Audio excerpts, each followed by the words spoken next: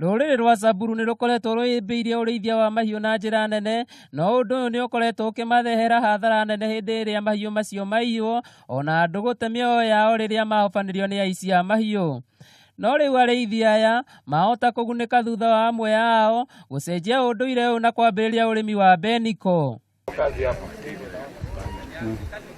Akĩaria hĩndĩ ya kũrugũria ũrĩmi wa mbeniko kaunti-inĩ ĩno harĩ mũgũnda wa ĩka 100, mũrũgamĩrĩri mũnene wa bũndi ya kũramata ũrĩmi wa mbeniko bũrũri-inĩ David Lorenkoe nĩ augĩte kaunti ya Samburu nĩ ĩmwe ya kaunti 20 ũthuthuria wonanĩtie no ĩkorwo na kĩguni kĩnene kũrĩ andũ.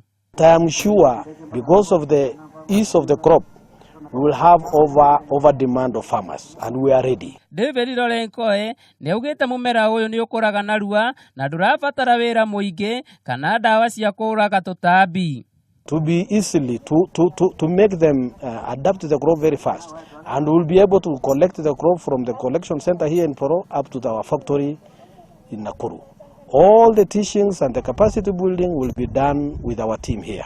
Minister wa ũrĩmi wa mahiũ kaunti-inĩ ya Samburu Leaman augĩte nĩ marateithĩrĩria arĩmi kaunti-inĩ ĩno gũtigana na ũrĩmi wa mahiũ na kũingĩrĩra ũrĩmi wa mbeniko ĩrĩa ĩtiragia riũa kũrĩa augĩte Pyrethrum ĩgethagwo thutha wa ciumia 2 tu. Even if it's about exposure, training, having dedicated extension officers for this crop year, even if it's supporting farmers with the initial cost of, say, plowing, we are going to do that.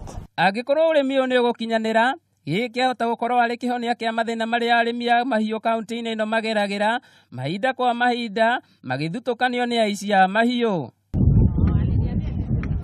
Handũ-inĩ ha Kameme TV, njĩtagwo Mĩrĩng'ũ wa Mũngai.